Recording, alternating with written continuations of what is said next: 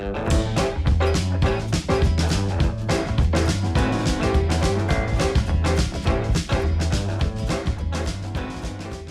and welcome to BSG Webinars. I'm your host, Dan Carney.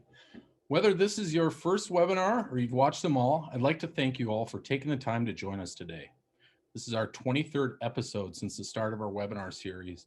So if you haven't seen any of the past webinars, please visit YouTube and search for BSG Craft. And you should see them all listed under BSG Webinars on our channel. We also have some other great content from our wonderful suppliers, so be sure to watch some of those. For future webinars, a link can be found on our homepage at bsgcraftbrewing.com and bsgcanada.com. We also announce them in our newsletter, which is the best way to learn about new products and important information, so be sure to sign up if you haven't already. We also post them and a lot more fun stuff on Instagram, Facebook, and LinkedIn, so be sure to follow us there as well. Coming up, we'll be doing some webinars that are going to be a lot of fun. We have the Pink Boots Society, brewers panels, new product information, and many more. We'll have them all posted as soon as possible, so please join us if you can. So now that we have that out of the way, let's get on to our hot topic, hard seltzer made easy. In today's webinar, our speakers will have a short presentation following that. We'll take a quick poll and then move into the Q&A portion. Please use the Q&A function for any questions and we'll answer them as they come in. If we don't get to your questions today, we'll try as best as we can to follow up. I'd also like to give away a BSG swag pack to one lucky person who asks a question. And with that, I'd like to welcome my guests. My guests today are both extremely talented and educated colleagues of mine. They both have extensive years within the brewing industry and a passion for perfection. So with that, I'd like to welcome Ashton Lewis from BSG and Kane Escobar from the RAR Technical Center. Ashton and Kane, thanks for taking the time today.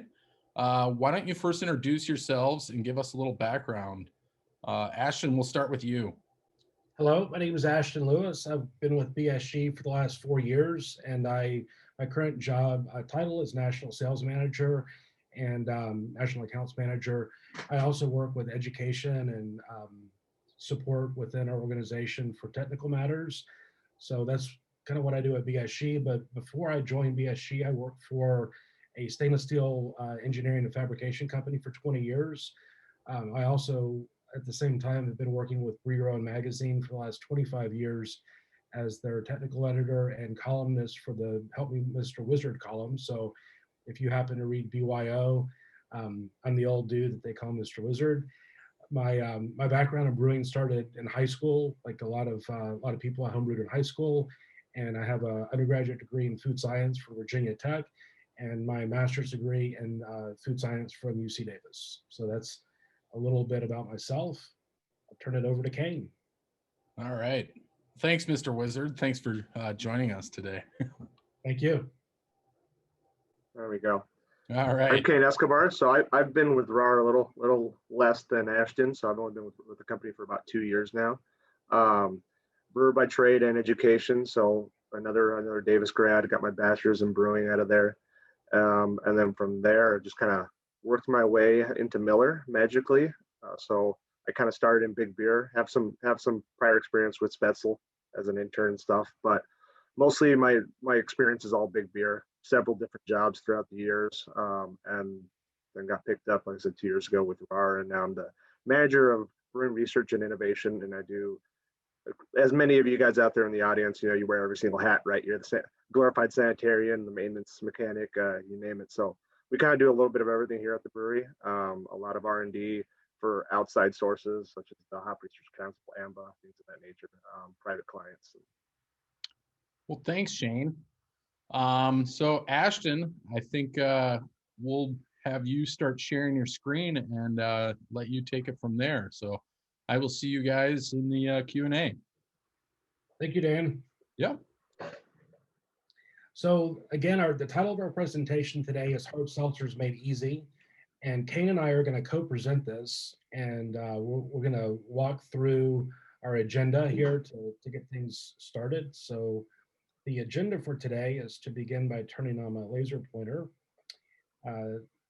What we're going to do with this presentation, it's going to be kind of a concurrent presentation where we review the seltzer making process and also discuss lessons learned that we've really gleaned from not only our customers, but the work that Kane and others have done at the RAR Technical Center over about the last 18 months. And 18 months is kind of significant for us because we really saw the growth of seltzer kind of begin to emerge within our group of customers at BSG in the early to mid part of 2019. And by the end of 2019, seltzer production was really starting to move. And last year in 2020, despite the unusual year that we all have had with the COVID pandemic, seltzer really took off in 2020 within the craft brewing industry. And we've really learned a lot from feedback from our customers. So really what we'd like to do with our presentation today is not only cover our agenda, but really leave you as the audience with something you can use in the brewery. So we like to make sure that all presentations that we give have some type of practical takeaway message and information that can be used later on. And we also want to have fun because we all know that we're probably getting tired of social isolation, and we'd like to have a little bit of fun today. My camera's off, but I'm drinking a seltzer right now, so I'm already having fun. So just to kind of start off with, what do we think of as a seltzer? You know, there's different ways that we can define the product, but if we really look at a seltzer as kind of, you know, what it is, meaning, you know, what it is in a glass, it's kind of like a cocktail. You know, it's a cocktail from a beverage standpoint. It's about 95% water, usually somewhere between 4 and 5% alcohol by volume. Some seltzers, but not many, have sugar, which most cocktails do have sugar. A cocktail has acid. Most seltzers have acids. And then, of course, we have flavor, aroma, and taste combinations, and then sometimes color and sometimes clarity. So that's kind of, you know, if we think of a cocktail as a model, we can kind of mirror that over onto a seltzer. So we can say that seltzer is a type of a cocktail, has a lot of the similar features that the cocktails do. And we see in the market that many of the seltzers, especially some of the newer products that are coming out, are really mimicking cocktails in their formulations. So I just have some pictures here to illustrate kind of the evolution of what we think of the seltzer. The early seltzers were, you know, the big brands like White Claw and Truly and others. And then we had kind of an explosion of brands on the market, some brewed by larger breweries, some by craft breweries. And then really the big brewers got into the game heavy on with you know, various brands out there from different national brewers.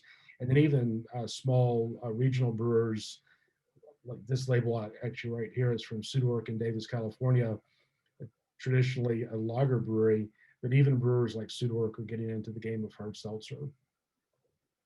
You want to add anything to this, Kane, as far as your view on what a seltzer is? I think it's so subjective nowadays, and it's becoming a little bit of everything, and there's so much crossover and cross blend. I think the biggest thing is starting with a neutral base, right? It's neutrality with a little bit of a brewer magic, I guess, if you want to say, because everyone's going to have their own little twists. So you're going to have, especially you're seeing out in the market, kind of the fruit juices being added. You're having some of those hazier seltzers and colored seltzers. So I don't really think I think the definition is getting a little blurred. You know, when it first started, it was, hey, this is clear with flavoring. You know, kind of this is basically alcoholic LaCroix, right? But I think now there's a little more blur in the market. For sure.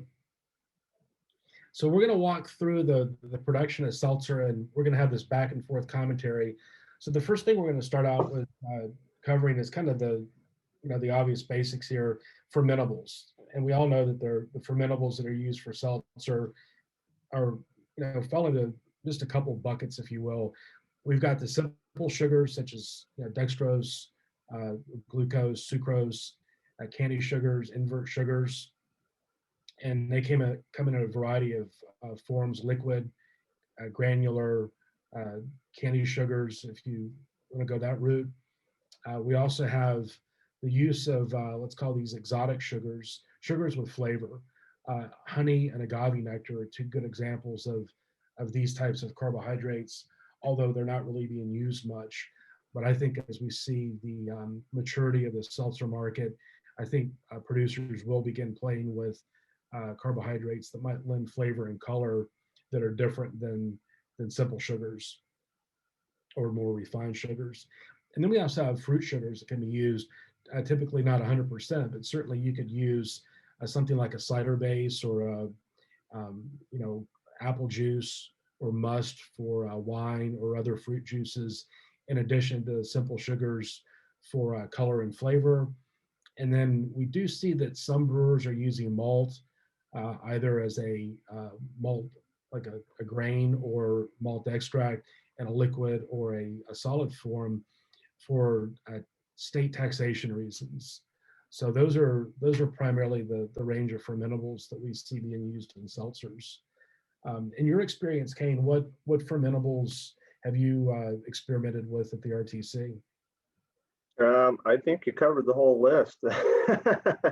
I'd probably say the ones we really haven't played with are some of the your more expensive guys, like your cider base or honey or agave. And I mean, I think with the way the craft market is playing the seltzer game, you're going to see a lot of those just because breweries are trying to differentiate themselves from just the basic, you know, neutral sugar water. Um, Obviously, there's a cost factor associated with that, but yeah, we've played with some malt extract, invert sugars, dex, sucrose, candy, and I believe we've done one honey. That's fun.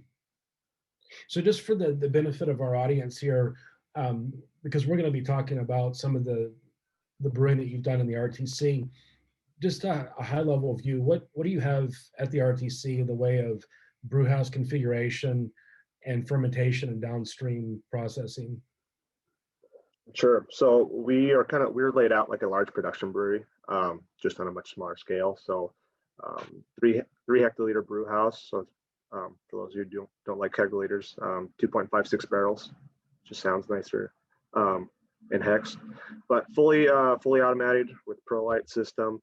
We have mash tun, cereal cooker, lauter tun, kettle, whirlpool. 29 uni tanks in total, and we use them they're unique because they are truly universal. We use them for absolutely everything, blending, mixing, cutting. We high gravity brew a lot here, so we do have a diluent system as well, and then centrifuge, sheet filters. So kind of a lot of the whole 9 yards here. And as far as packaging capabilities, just some small basic canning stuff that's going to be improving and hopefully the next year, and then counter pressure bottle filling. A lot of capabilities. So in the brew house, when you're making up your seltzer media, if we will use that term, you're using a stirred mash mixer to mix water and sugar. Is that correct? Well, and it depends on what you're doing, right? So if you're trying to do kind of a crossover with some malt extract, then obviously you'll use your front half of the brew house. If you're just making sugar water, we pretty much just cut it right at the kettle. So kettle is your starting point. So we do all the blending in there, bring it up to a boil, and then run it through the rest of the process to cool down, just like a normal beer. Thanks so for obviously the turnaround is a lot faster than a normal beer. Yeah, mash into fermenter full pretty quick. So the objectives with after the process begins, of course, the objective of most producers that are making seltzer is pretty simple to explain. We want to make a clean base that we can build upon. So convert sugar to ethanol, really have minimal residual flavor. Really don't want to have any residual extract because these sugars are being used in fermentation are highly fermentable. So any residual extract would be suggestive of something that went wrong in fermentation or incomplete fermentation. And for the most part, producers do want clarity, but I think that that's going to be changing more in the future. And we certainly are seeing some seltzers that are not clear, and not sure we're going to get the New England IPA hazy lack of clarity, but there's certainly a range of clarities that are out there. So if we start out with our fundamental ingredient, our base ingredient, water, brewers know a lot about water, and when brewers think about water and water chemistry, we start thinking about mash pH and hop utilization, and maybe how the pH of the wort may have an effect on wort color, um, and the list of other variables that go along with water chemistry. But of course, in seltzer, we're not really concerned with those types of things, but we are concerned about the flavor active solutes that might be in water. So these could be salts that have flavor.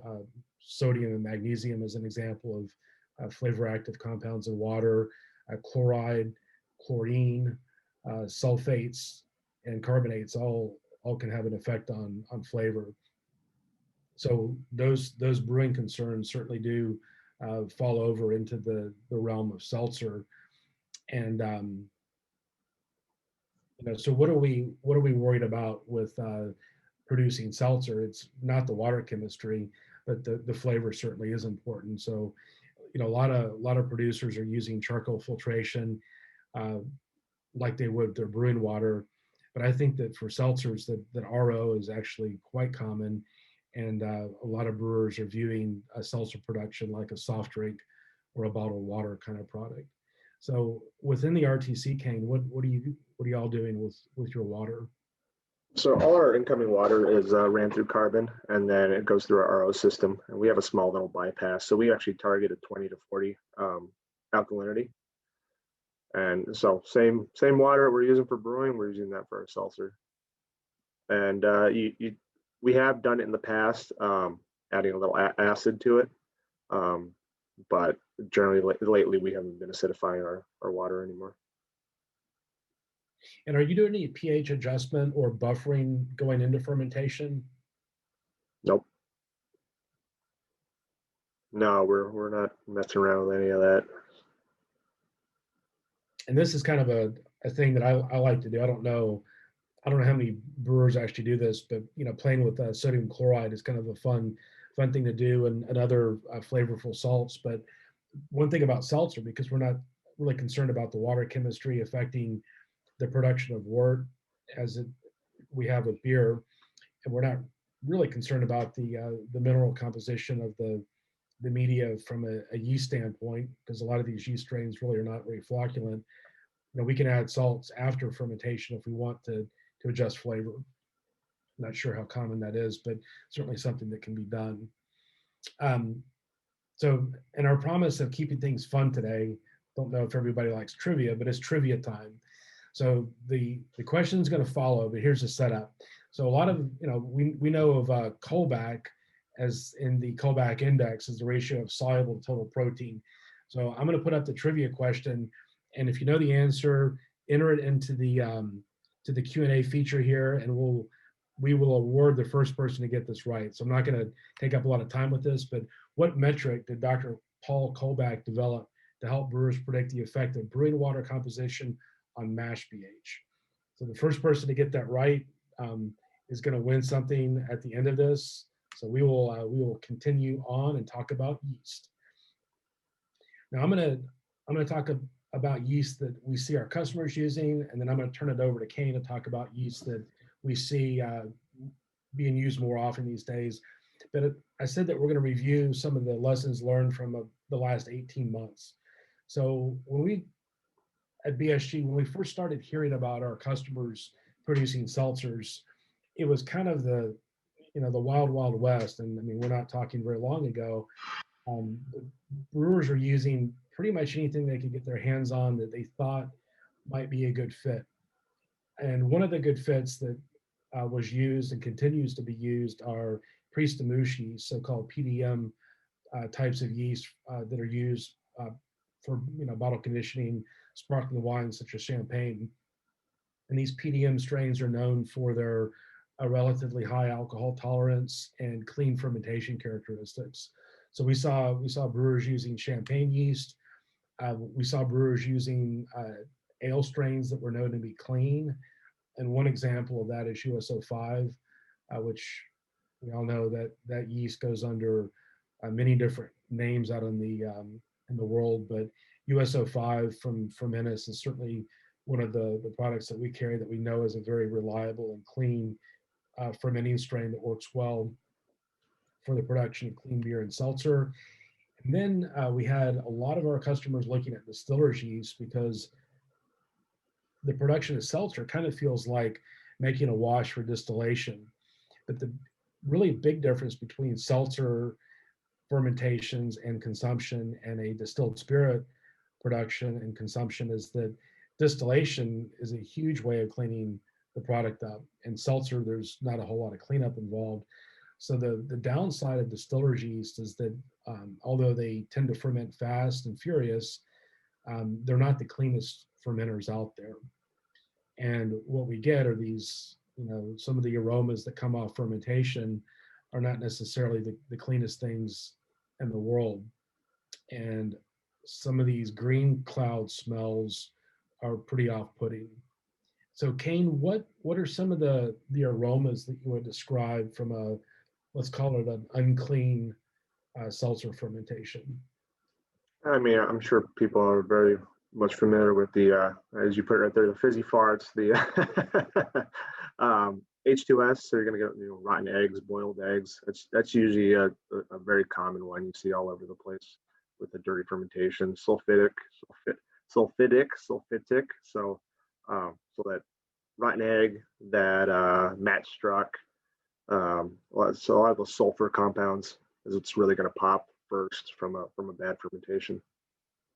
And what's the difference between a sulfitic rotten egg and a sulfitic burnt match as far as the compounds that are coming out of their fermentation? So your PHIT, your sulfitic, that's SO2, and that's kind of perceived at a 3 to 7 ppm level. So that's when you're going to start kind of picking it up nasally and sensorially. Sulfitic is your H2S, that's your boiled eggs, and that's probably about a 4 ppb. And the sulfitic burnt match, the limit on that is it 10 ppm is the legal limit on sulfite? Yep, 10 in the States. I believe Europe is 20. And in your experience with these fermentations, is it uncommon to have fermentations that go above 10? Absolutely. So you especially start seeing that with some of those wine yeast strains. I mean, there's a reason why wines are labeled, contain sulfites, and so a lot of those are just it's a natural production. Yeast is going to produce it, right? Especially if they're really stressed out, and then some just in their DNA, some produce more than others. So you're going to have some that are very low producers, some that are high producers. And it's the brewer's job to kind of keep those fermentations happy and figure out, are we working with a higher producer strain, and how do we manage that? Whether it's, of course, the nutrient fermentation profile, high gravity brewing, things of that nature. Yeah, I think that's something that was kind of new to me. I'd never thought about sulfite levels in beer being a concern before, but with the seltzer fermentations, that certainly is something that the brewers need to be aware of. And a lot of brewing labs are not really equipped to measure sulfite. That's just something Absolutely. to consider. Well, and there's free, bound, and total SO2, right? So just because you have a smell on your seltzer or the lack of a smell doesn't mean that correlates directly with the total SO2, which is what's being measured. So that total SO2 is what actually goes for your legal 10 ppm limit. That's a good point. That you can have higher SO2 values than allowed, even though you might not be able to smell. Yep. And then, of course, from the consumer side, as far as the drinking and enjoyable experience goes, if there's unclean fermentations can lead to not only off aromas, but congeners that can lead to unpleasant side effects. So the cleanliness of fermentation is really pretty important, and we want to keep it clean. The other stuff is pretty, we're keeping things basic, because this is an important take-home message here, that we want to keep a clean fermentation, and also remind ourselves that the base product is not the end product. And the end product is oftentimes, much more complex than the base would ever be from such a simple fermentation. So that's a little bit, just kind of a high level covering of yeast and fermentation. Now the kind of the elephant in the room with seltzers is the nutrients. So when brewers, again, are, the last 2 years of what we've seen in the market, when these products first began to surface and people were playing with them, there were a lot of brewers that were doing bench trials with nutrients to determine what was needed. And there really weren't a lot of resources out there available. There's still really not a lot for information, but one of the resources that we have at BSG, if you go to our website and go to the portion of our website that is targeted to our winemaking consumers, you'll see a nutrient addition chart. And this is actually only part of the nutrient addition chart. This shows so-called very high risk must and high risk must. And these risk levels are defined based upon YAN composition. So very high risk is YAN levels that are 50 parts per million and lower. So YAN is yeast assimilable nitrogen. Not the same as FAN, but similar to FAN. The difference between FAN and YAN is that you can have free amino nitrogen that reacts with the anhydrous stain that is not going to be something that yeast metabolize, but all the YAN that's in must or wort is metabolizable by yeast. So we've got very high risk and then high risk. But if you look at the majority of seltzers being made with 100% sugar water, so that would definitely fall into the high risk category. And we had a lot of customers that we were pointing to this chart to basically feed a seltzer fermentation with nutrients like you would a wine fermentation. So this was a decent place to start. The problem is that you have to do bench trials to figure out what the proper nutrient blend is for your fermentation. And there was a lot of trial and error going on, and a lot of people felt like their head was going to blow up because it was just a lot of research up front to get something that was clean and useful for a base. And then if you're thinking of brewing business like a business, you realize that this is not only a slow process, but it's expensive and it can be a resource vacuum. So if let's say that your most limited resource is your technical brewing staff in a brewery, which oftentimes might be your entire brewing staff. If you only have one or two brewers, then you've got a small number of production people that are very, very important to the brewery, kind of focusing their efforts on a science project. So that was kind of a problem. And we had a lot of customers asking for help. So what we have today, Kane and I are going to kind of play two sides of the coin here. They're really two different paths we can guide our customers to today on where to go. One path is so-called the set menu. I'm kind of treating this like a restaurant here. And the set menu for the offering is a yeast and nutrient blend. And we actually have several yeast and nutrient blends in our portfolio, but we have one that's really the most recommended for seltzer production. And that's a product we call Pathfinder Pure, which I'll talk about in a moment. And then Kane, do you want to talk about your part of the menu here? Yeah, and then there's the build your own, right? Everyone loves to build their own when they go to a restaurant. So, and that'll be pretty much your yeast and the nutrient that's associated with it, and all the other little tidbits. And you've had experience with both of these types of products, and also with the development of nutrients, haven't you? Yep, absolutely. And am I misstated anything that it can be kind of a suck on resources and a time drain? It is a complete time drain. It is, I mean, it's a science project at the end of the day, and especially, with I have a lot of friends in other breweries that are kind of going through this headache. And if you have a larger scale brew house and larger scale tanks, those science experiments are not cheap, and it's a lot of volume. So a lot of bench tops need to be done. yeah, experimenting on a couple hundred barrels is not always That's the a little scary. Yeah, it's a little scary. it is. The risk of failure is huge.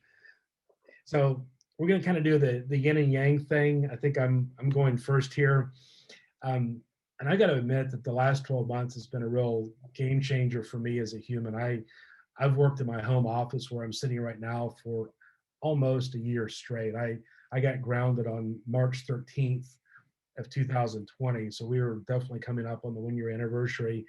And to maintain my sanity, I've been cooking a lot, playing in the kitchen, and I've started homebrewing again, which I haven't homebrewed in 30 plus years. But one thing I've really come to appreciate is the keep it simple, stupid philosophy.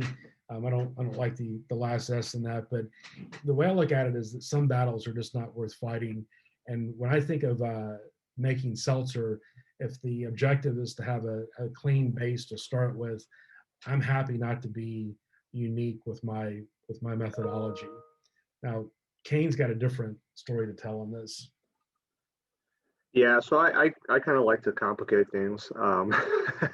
Maybe it's the technical side, maybe it's my hard-headed side. I don't know, but you know, it's kind of what a lot of breweries are doing out there, trying to individualize themselves and really be different and be ahead of the pack instead of just jumping on the bandwagon and following everyone else's path.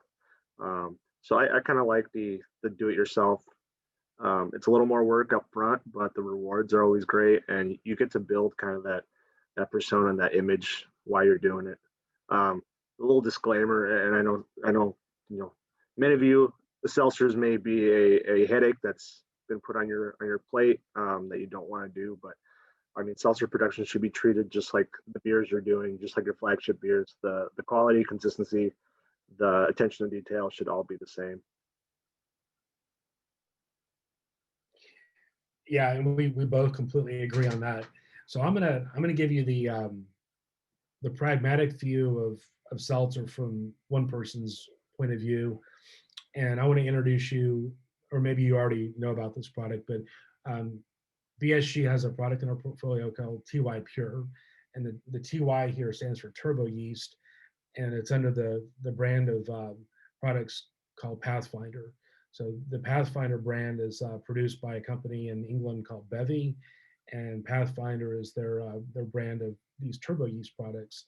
So what the turbo yeast pure is, it is a yeast and nutrient combination that's specifically designed for very clean fermentations from essentially sugar water substrates. The assumption here is that the substrate that you're fermenting has no nitrogen, no minerals, no vitamins, nothing of any real value to the yeast other than carbohydrate. So there's a blend of nutrients and yeast contained in the TY Pure, and it's designed to produce a very clean end product. And the TY Pure, it doesn't have the highest alcohol tolerance of the TY products, but it's pretty high. It's 14% ABV. So if you're looking to produce let's call it a 4.5% ABV product, you can basically go high gravity and take one part of fermented substrate and then or base and blend it out threefold. So there's pretty good expansion on the back end if you're going to go high gravity. The fermentation time on the TY Pure, it's not real fast. It ferments in about 5 to 6 days to completion if you're going to go high gravity. So it's not a particularly fast fermenter, but it is a clean fermenter. Now there are other TY products, and I do want to point these out that we have in our portfolio, and they all fall under this group of products that were developed in the early 90s by Philip Jones. And the original TY product was the TY 48. And the 48 in the TY 48 stands for 48 hours. So the idea with this product was to create a nutrient and yeast combination that could be used to produce washes for distillation in a very, very short time period. So the TY 48 product that we do sell is really intended for distillation applications, although it has been used and continues to be used for the production of seltzer. That's not what it's recommended to be used for because it does produce a lot of sulfur compounds. There's another TY product in our portfolio called TY Fruit, and as the name suggests on the TY Fruit, it's targeted toward the production of fruit-based fermentations or high adjunct fruit fermentations. So an example of that would be some cider products that are not 100% fruit-based. They're um, augmented with simple sugars. So the TY fruit is intended for fermenting those types of products. It's also intended for producing wines for distillation, so like brandy type products. But those are the TY or the turbo yeast products in our portfolio. And I can tell you from experience, I'm actually sipping on a seltzer right now that's produced by one of our customers using TY Pure. The end product from these fermentations from TY Pure is really clean, especially if there's downstream cleanup after fermentation. So we have one more trivia question. This is kind of a two-part question. Who developed the concept of pH and the pH scale? And here's a huge hint. There's a picture of the inventor, so I'm sure everybody recognizes who that is. And there's a follow-up to this. Where did the scientist work and what was his role when he developed the pH scale? So that's another fun trivia. I'll review the answers to these at the end of the presentation. So I'm going to turn this over to you, Kane, to talk about the impure products. Okay, impure. So kind of going back to Ashton's analogy of the set menu and the a la carte. There's nothing against the set menu. You can take the set menu and it's like ordering a grilled cheese at a restaurant. You're like, yeah, I want some bacon in there. So I mean, you do the same. You can do the exact same thing, using the TY Pure and just do tweaks to create your own thing. But the N Pure, a lot of brewers, they are very either one secretive about their yeast, or they're very dead set on not allowing any other yeast into their facility, whether it's handling rationales or hard-headedness, whatever it is. Everyone's got their own justification for it. That being said, the N Pure is essentially it's pretty much the TY Pure stripping out the yeast. So it's the total package for nutrition for your whatever yeast, house strain, if you want to use that, ale yeast. So I know there was a question earlier about using lager yeast and hard seltzer. Yeah, absolutely. If you have the right nutrient package that can be used, then yeah, you can make a seltzer out of it. The hard part is finding that correct nutrient package that supports the yeast on how you want it to actually perform for that product. Whether it's giving you the correct residual sugar, whether it's putting out a certain byproduct that may or may not suit what you're using it for.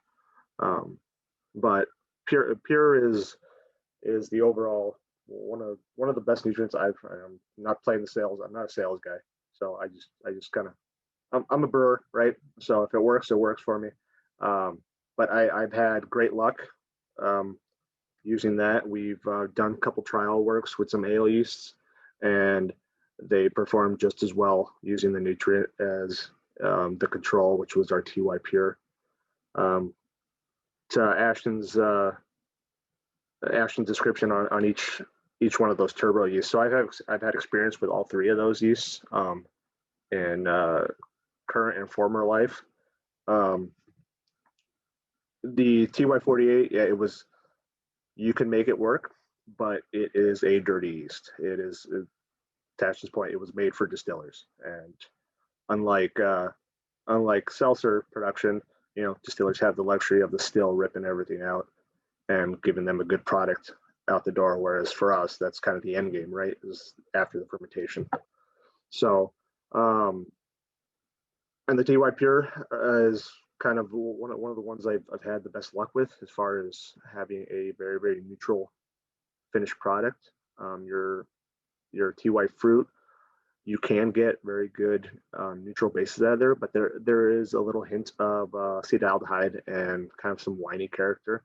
So whether that plays into your finished product, it may with some of the flavors you may be using. So it's not one you want to just kind of throw in the trash, say I'm never going to use it. It's one to consider. But again, it's a big science experiment. So a lot of trial work needs to be done. The nutrient N Pure, like I said, very promising on ale strains. Well, we're actually going to be doing some trial work on some lager strains as well. I don't see it being an issue. I think it's a great nutrient package. Um, the rationale for us going with ale strains first, where lagers are usually a little more finicky, and have the chance of producing SO2. We kind of running SO2 numbers. We actually got the lowest values using this N Pure and our SO5 USO5 strain for the trials we had performed. So pretty happy with the results on that. That's promising for sure. This slide here is kind of a sales slide, and I'm going to skip over this, but the take home on this is that there are kind of a range of nutrients in the market right now. This is a nutrient that we're very excited to get out. But one thing to keep in mind when doing the DIY method is to really keep an eye on complete fermentation, because that is one of the common problems with fermentations that are deficient in nutrients. And you've had some experience with those experiments, haven't you, Kane, with trials that didn't really ferment out correctly? Yeah, we kind of went through the gambit of whatever nutrients were out there on the market, and I mean you can only do so much experimentation, right? So we kind of picked some that were generally used by a lot of breweries, kind of common out there, and did elevated add rates, maybe like 3 times of what we were seeing, the regular recommendation for beer, and we had a couple just completely stall out. Maybe 1 ABV was all we were getting out of it for a targeted 8 ABV product. So nutrition is absolutely key for that. For sure. Well, we'll move off the nutrient thing with just a announcement here that we will have samples available in mid-March. So if you're interested in trying the Impure and trying some different brewing strains for your fermentations, we will have samples available in mid-March, and we expect to have this product ready to take to market in early to mid-May. Many of you all know right now we've had some real challenges with transportation from Europe and Asia right now, and we're expecting to have this product on the market or in the market in early to mid-May, transportation permitting. And the pack sizes that we'll have are 1, 10, and 25 kilo. So very, very excited about this new product. Do you want to touch briefly on the fermentation basics on what you've been using for fermenters, Kane? As far as what do you mean? Well, the different. So you're using unitank process. Oh, yep. Yeah. So, mind you, all fermenters are not created equal. So there's a lot of other stuff I'm not going to get into as far as headspace and all that jazz, which I'm sure a lot of you know, and cone angles and all that. But we're currently using some taller unitanks, and as far as temperature wise, depending on the yeast strain, we usually try to target that happy ideal temperature. Most suppliers are going to give you a temperature range, right? So usually what we'll do for the initial trial work is just start it right in the middle, and then as you start getting better and better at poking holes in your recipe and figuring out, okay, well, I don't like that byproduct, or I like this, I like that. Then you start kind of swinging the scales on, maybe I want this to, ferment a little more, and I want it to ferment a little hotter. So you can start adjusting from there. But it's very, very yeast dependent as far as temperature. I know the TY Pure, I believe the happy medium is about 72, but the balance point is fermenting too cold and having elevated SO2 production, and then fermenting hotter and getting some byproducts. So there is a balance point, and to all the brewers out there, you do have to find that happy medium, because you're in a perfect world you'd get a perfect product, right, with none of this and none of that. But in the reality of things, you do need to find that happy medium where it's a balance of performance and sensory.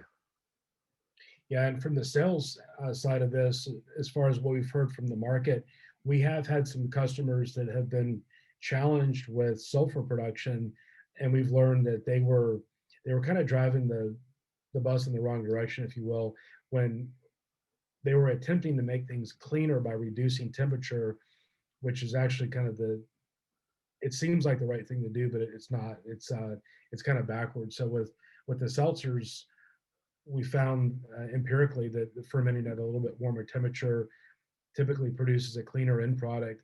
But like Kane said, if you go too high, then it goes to the extreme. So there is kind of a peak where the temperature is optimum for the cleanliness of the finished product.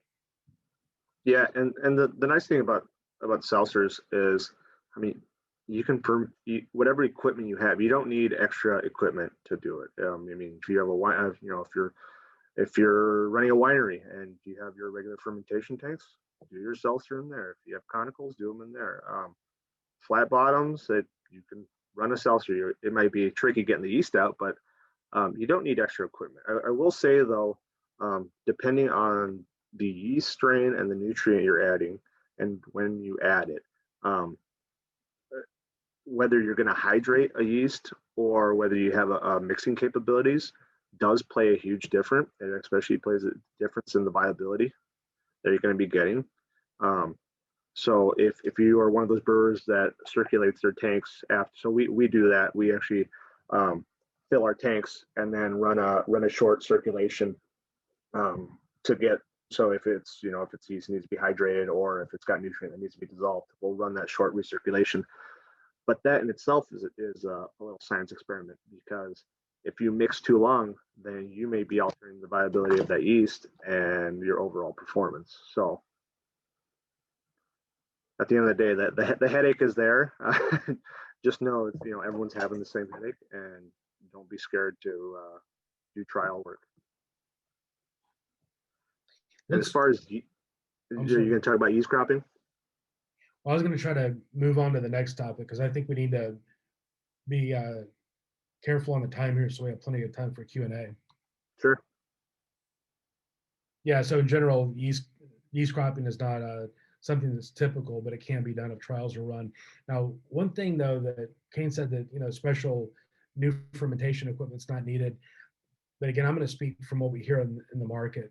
There are a lot of small brewers that want to make seltzers that are clear, but don't have filters. So I don't want to rip the Band-Aid off here.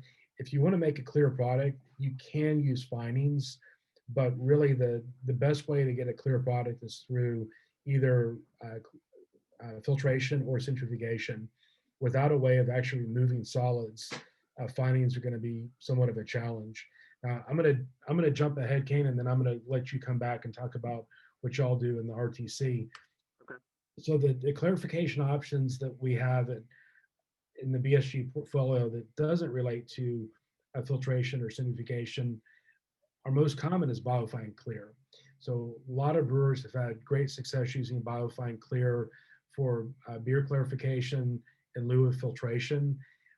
We have found that it does work for some seltzer yeast, and luckily for us, TY Pure does clarify with biofine clear. It's not necessarily going to be an absolute clarification, but it works pretty darn well.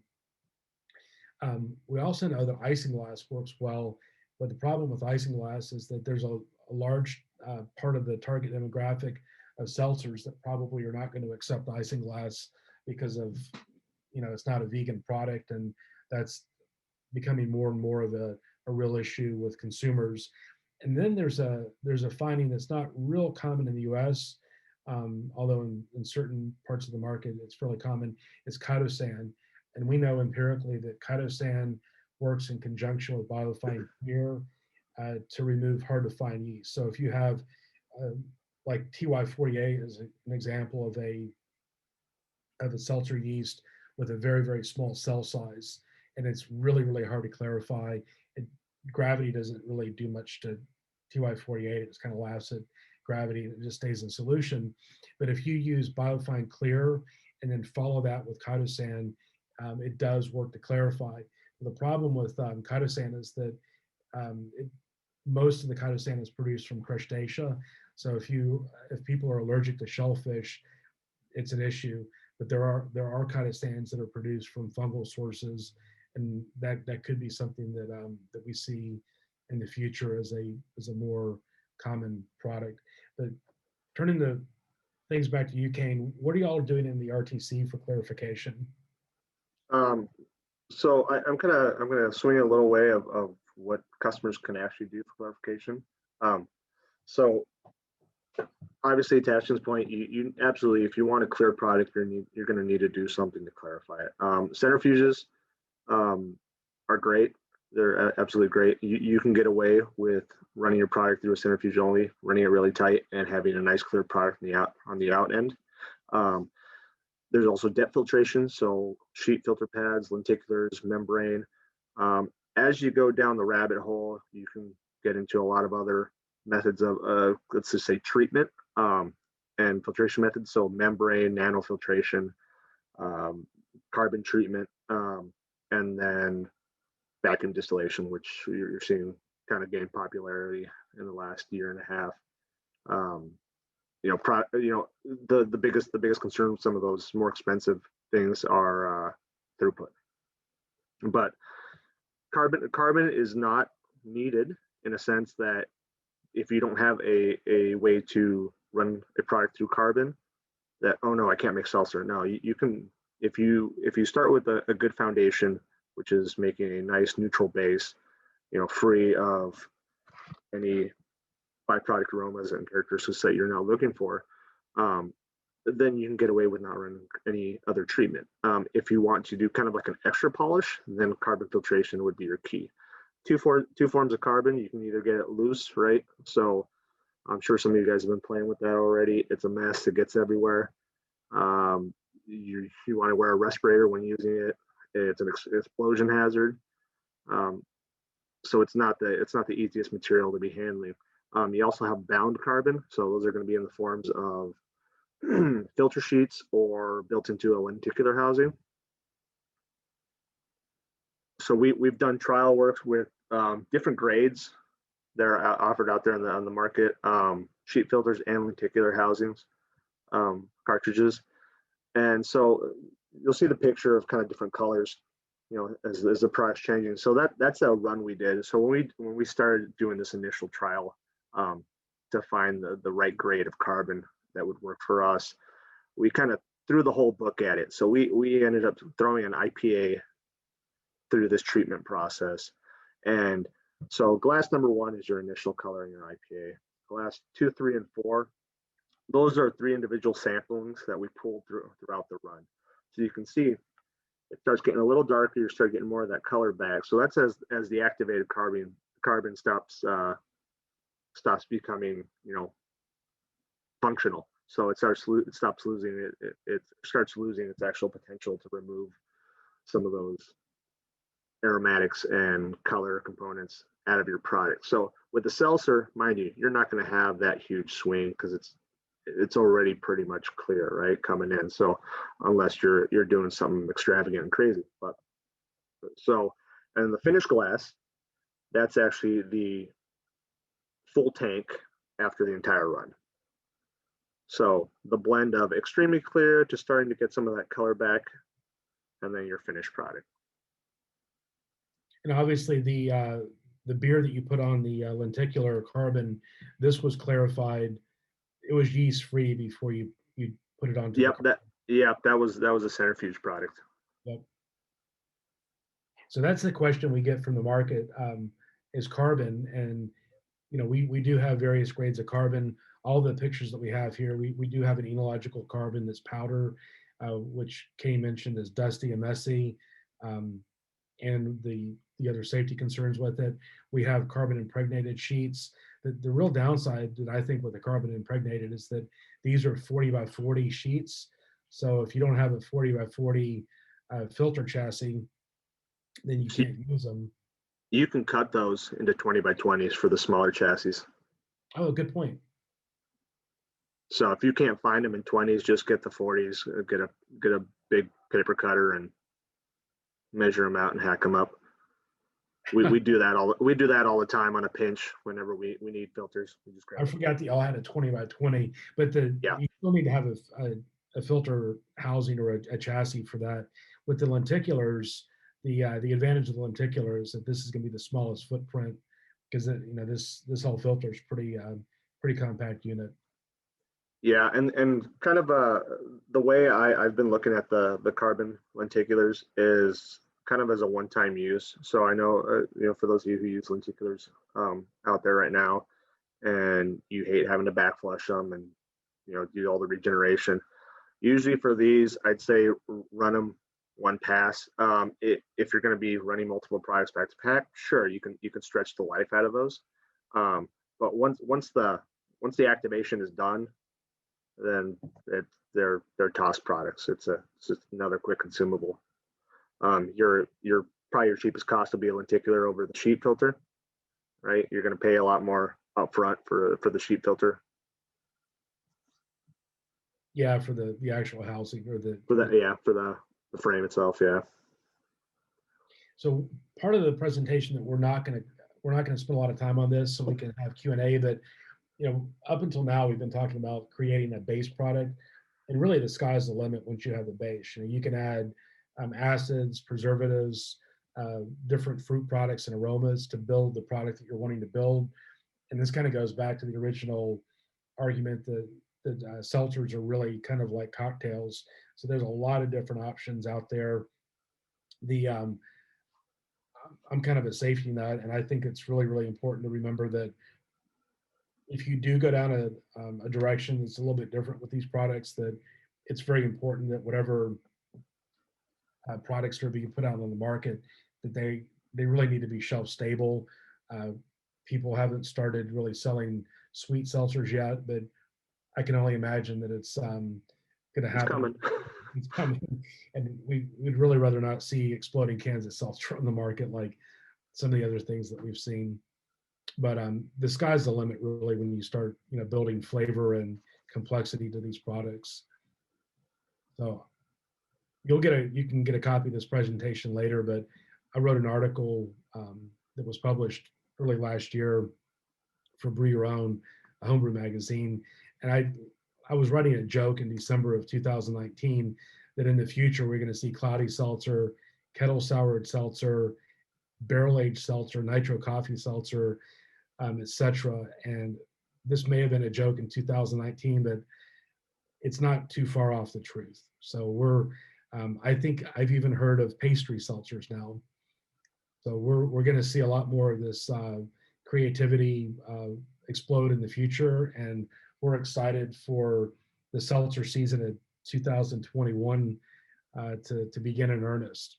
So with that, we're going to leave you with the idea that seltzers are not going to go away anytime soon, and we want to jump to our Q&A so that we have some time to interact with all the people that have stuck with us. Well, wow. Thanks, guys. That's amazing. There's a lot of information there, and we have a lot of questions. So, Ashton, I'm going to point to you to look at the Q&A section, just to kind of get a briefing on some of the questions that came through, because there's a lot to go through. And some of them did come in before you actually covered some topics. Okay. So if you could maybe just look at those real quick. We're going to share a poll here just to kind of get a grasp of where everybody sits in their seltzer making experience. So we'll launch the poll here and let you look through the Q&A real quick. Well, I do see that Luke, I'm not going to butcher your last name, Luke, but Luke got, I'm sorry, it wasn't Luke. No. Eric Robert got a residual alkalinity right. That was the callback question. So I'm going to throw this fermentation question over to Kane. Where could a slight vinegar aroma come from? This is from Callum Wood. Bacterial infection. That'd be my first pointer. You have an acetobacter floating in there, and he's doing work.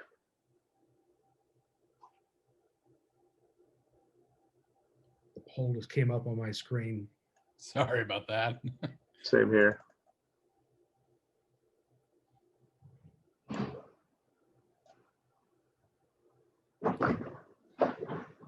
Okay, this is a good one. Kind of a deep question. Since seltzers are new, regulation has been extremely difficult to understand. Would you say that seltzers brewed with dextrose would be classified as a malt beverage? No, unless it contains malt. Mind you, the over the past years, the regulation has been very, very put to a very minimal. But there is a minimum amount of malt that needs to be part of that carbohydrate profile. Yeah, in particular to be a malt beverage. I will point, this is from John Geller. I will point anybody interested in this question to, if you Google TTB definitions of beer and malt beverages, there's actually some interesting information out there. And one of the odd things that happened in the 90s, that the definition of beer changed. And the use of adjuncts was recognized, where adjuncts can be substitutes for traditional ingredients, which included, rice and maize adjuncts. And somehow the law got changed where sugar is an acceptable substitute for malt. So it's a little, I don't want to say it's cloudy, because when I read the TTB ruling, it's pretty clear, but it seems to be a state by state thing, where some states have actually more tighter regulations on what they consider a beer than others. So I encourage you to not only contact your state, but also to make sure that you communicate with TTB so that you're paying your taxes properly and that all your paperwork's being done correctly. Let's see, there's a lot of trivia feedback. And so the first question, I'll just get the trivia out of the way. The first question was about Kolbach, and Kolbach developed residual alkalinity. The second question was about pH. That was Soren Sorensen, and Sorensen was the head of the Carlsberg labs. And there are a lot of correct responses on that. So that's good that everybody's up on their brewing chemistry history.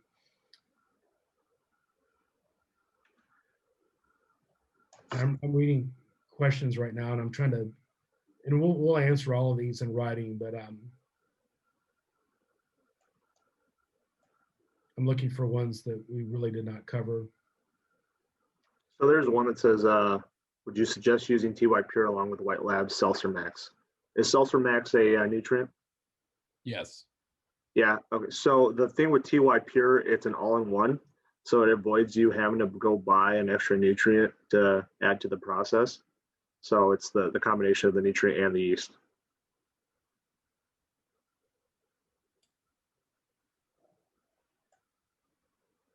And you can think of TY Pure as kind of like the fermentous easy to use. So you really don't have to hydrate it.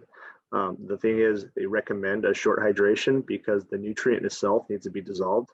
So if you have mixing capabilities, that's usually the route to take, that we just direct pitch and avoid all that nasty extra work.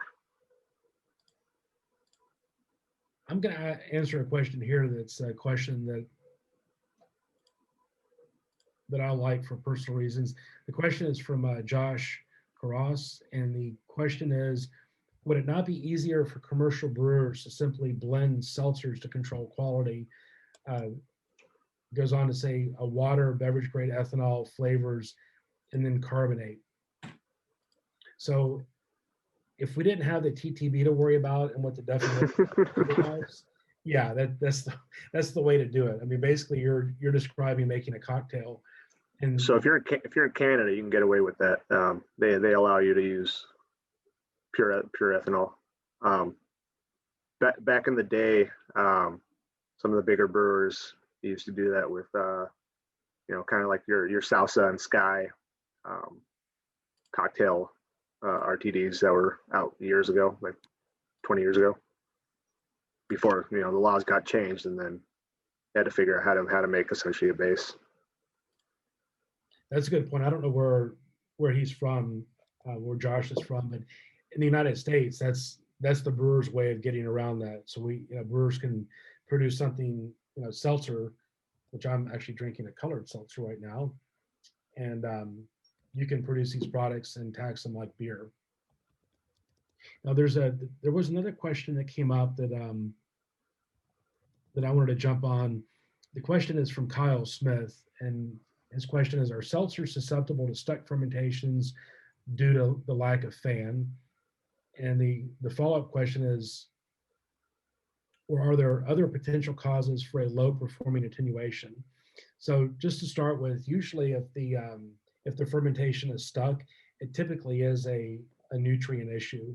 I mean, it's just like beer. If the yeast is low viability, or if you've underpitched, or there's a yeast problem, that could result in a stuck fermentation. But assuming that it's not the yeast, then typically it would be a nutrient issue.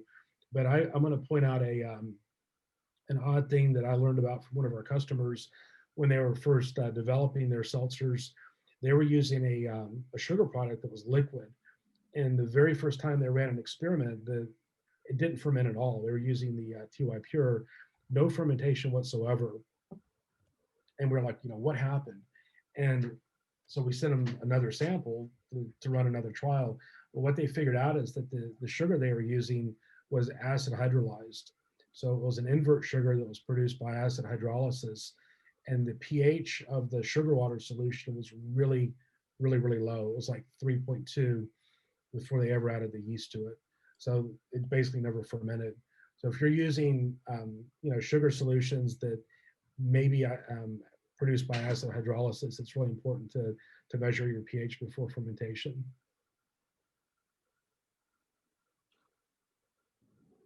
Feel free to jump in here, Kane. All right. Well, so this one's, I guess, kind of near and dear to my heart. So John Carroll asked, can you speak a bit about dilution from high gravity best practices? So I'm all for the high gravity brewing. I know a lot of guys don't like it. And I hate to use the word dilution. I use cut. It just sounds better. Usually customers associate dilution with negative connotations. So best practices, again, you got to treat it like a beer. So deaerated carbonated water is what you're going to be using to cut down that product. And the thing with high gravity brewing it is it's going to help you with your quality and your consistency. So you can actually blend to target specs, and so that'll help you out in the long run. Now, as far as I can go on a whole another webinar just on high grav brewing, but you can make poor man's diluent, or you can actually invest in getting a deaerator.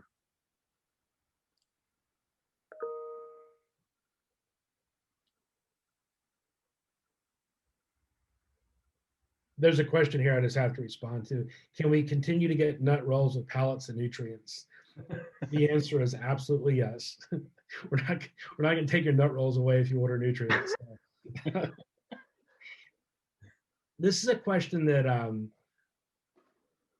I got criticized one time when I was doing a Q&A thing with a group of homebrewers, and I used the word "it depends" way too often. Like, well, it depends on what you're doing. And here's a question that it depends. So John Pete asked, I have a question about clarity. I use a plate and frame filter, and I'm wanting to know if I should double filter. I do 3 micron filtration first and then carbon filter, but I still end up with a tiny bit of haze. Would it be worth it to clarify first? Well, in that case, we can't really answer the question of, is the 3 micron good enough, because it depends on the yeast. So if you're trying to filter a yeast that doesn't get clarified with 3 micron filtration, then that could be a problem. So one thing that I kind of mentioned quickly is that some of the strains of yeast that are used for these higher alcohol fermentations, especially like the TY48, we know for a fact has got a cell size of about 2 micron. You really need to do bench trials if you're having clarity problems when you are filtering. So I'm just going to throw that out in general, that with these seltzers, you're not going to find it, textbooks that have, decades of experience on seltzer production. So a lot of the questions that come up that are unusual problems do require some bench trials to solve. So Matt Watson asked, ever heard of someone flavoring seltzer with hops? Absolutely, hop seltzers are a thing. The thing you got to be conscientious is if you are adding them to the kettle in the form of a pellet or something like that, they are not light stable. So if your seltzer is going to go in a clear package, so flint bottles, or even if you're serving it, obviously your tap rooms is going to glass, it will skunk. Um, so at that point, you'd want to use some light stable hop or oils or things of that nature. There are several questions that relate to some of the specifics of pitch rate, usage rates on these TY Pure products, or TY Pure product in specific question. We have those published on our website, but for the TY Pure, I believe the dosage rate is 4.2 grams per liter. Or is it 2.6 grams? No, it's 4.2 grams per liter. But all of those pitch rates are on the technical data sheets that are found on our websites. In addition to that information, so is the recommended fermentation temperatures. And then real quickly, there's a question about recommended dosage rates of acids. So kind of fitting into that dosing rate question. With anything that's being used to adjust flavor, and I'm assuming that that's what the question about acids is, we recommend definitely setting up dilution trials and just kind of do it the old-fashioned way. Just dose in at different addition rates and do a taste trial is the easiest way to go about doing that. So I got one. Have you seen any long-term flavor stability issues with dissolved oxygen levels? What levels are acceptable? Absolutely. Your seltzer is just like a beer, especially with the flavors you guys are using and any other add-ins, juices, and all that. All those oxidize with oxygen. So my personal standards is product should not go in a package if it's above 50 ppb. But you also need to incorporate, what your actual pickup is on your filler and all that jazz. But usually seltzers are a little looser than regular products. So regular product, I'd say 50. A seltzer can maybe go max 200 to 300 TPO. And it just depends on how you're producing it. So if you have like a flavor kitchen, a blend kitchen, usually the DO is a little higher. Ways you can fix that is you can scrub it prior to flavor injection. So you can actually scrub it with CO2 to kind of strip off some of that DO. That's kind of a quick fix.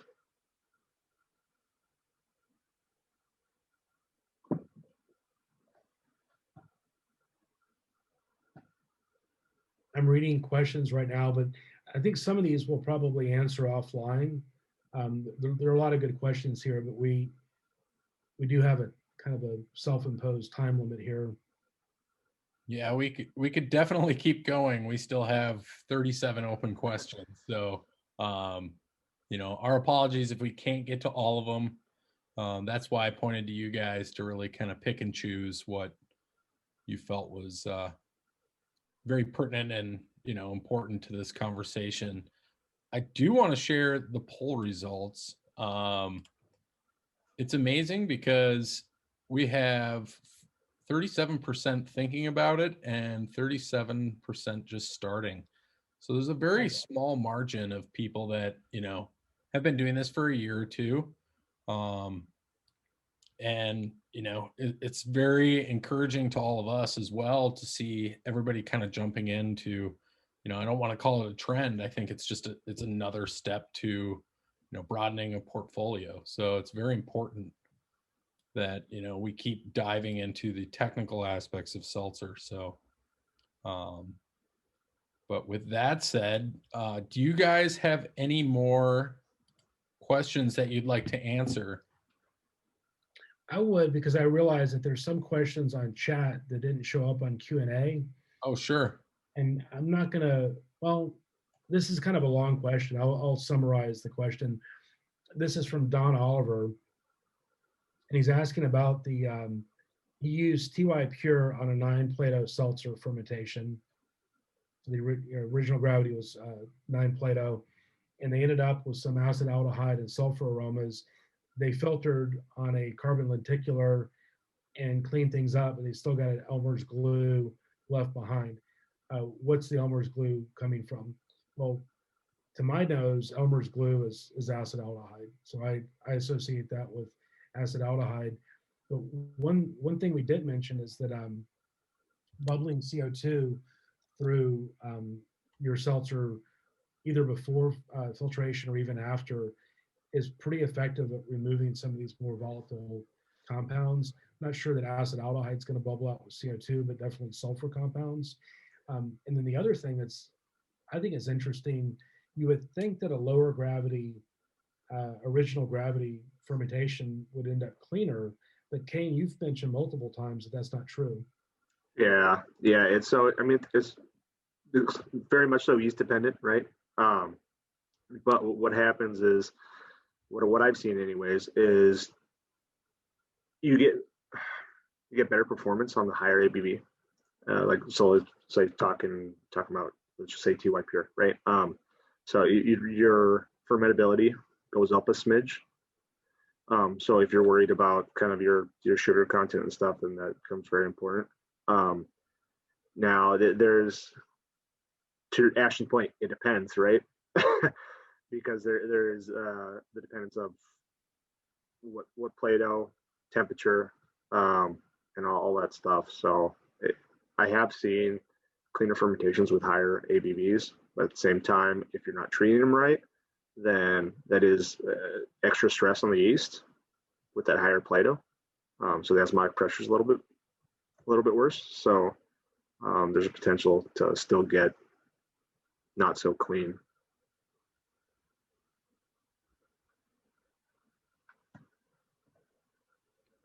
There's a topic that comes up a couple times in some of these questions, and I'll just summarize the general question. One is about the addition of bicarbonate for a buffer prior to fermentation, and the other questions have to do with pH before yeast addition and kind of the typical pH after fermentation. So we do know that these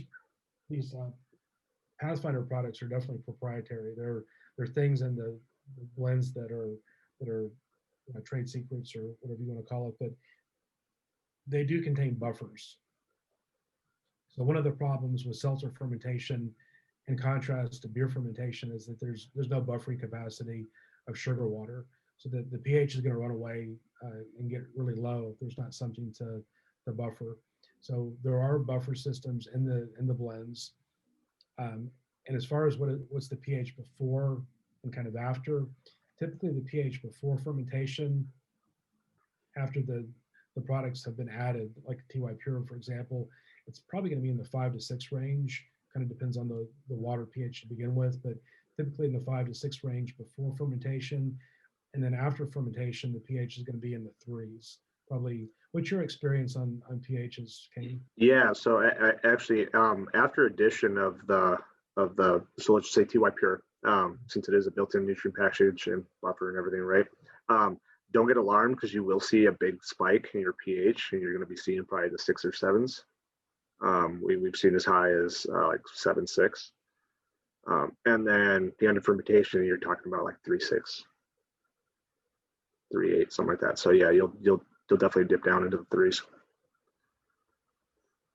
And when you've used other products, have you seen similar pH spikes, or not as much because of the buffer constituents? Off the top of my head, I'd probably say the biggest spikes I've seen have been with the bevy products, and then depending on how much nutrient you're adding, and what nutrient, because I have seen a couple nutrients out there that do give you a big spike, and others that really they don't do much. So.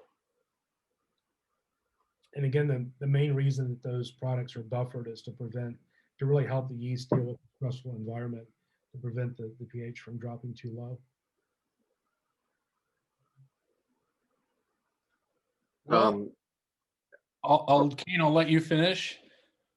Sure. I guess one more little snippet. It's kind of plays to the aldehyde production is, think about your DO for your wort coming in. I know a lot of people kind of just treat it as beer, and they usually do a low injection, but you get better results with a higher injection rate. And so we've seen almost a half reduction in SO2 production and some byproduct production with higher O2 levels. And mind you, that's all going to be dependent on what Plato you're actually running. But rule of thumb that I usually like to use is probably 15 to 35 for anything from 5 to 10, and then 35 to 45 for anything above that 10 ABV. So for those of you who have aeration and not pure O2, it's a problem. Yeah, just as a contrast, I mean, you're looking at if you're using air for aeration, you're probably only going to get up to about 8 milligrams per liter. Yep, max. absolutely, max. That's significantly higher than. Well, guys, I appreciate the time, all the questions answered. I know there's still more, and we'll try and get through them all via email. So, and if anybody has any further questions, you can either go to bsgcraftbrewing.com, click on the Contact Us page or tab, and we will answer that. Or you can also contact your CSR or sales manager, and they'll direct you or answer the question. That also goes for any Canadian customers at bsgcanada.com. So again, I'd like to remind you guys that past webinars are on our YouTube channel. Just look for new episodes also via the newsletter, social media channels. Ask your customer sales rep and sales managers. They should be able to help you in any way. And also, if anyone's interested in samples of the N-Pure Seltzer nutrient, again, contact your CSR and sales manager. Those samples are available in mid-March, and production sizes will be coming to BSG warehouses around May for purchase. So again, I'd like to thank my guests, Ashton and Kane, as well as my co-producer, Liz Humensky. I hope we can do another one of these soon, because I think we have a lot more we can talk about. So with that, guys, I just want to say cheers, and cheers to everybody for joining us. So Cheers. All right. Cheers, guys. cheers. All right. Well, from all of us at BSG, we thank you for joining us, and we hope to see you soon.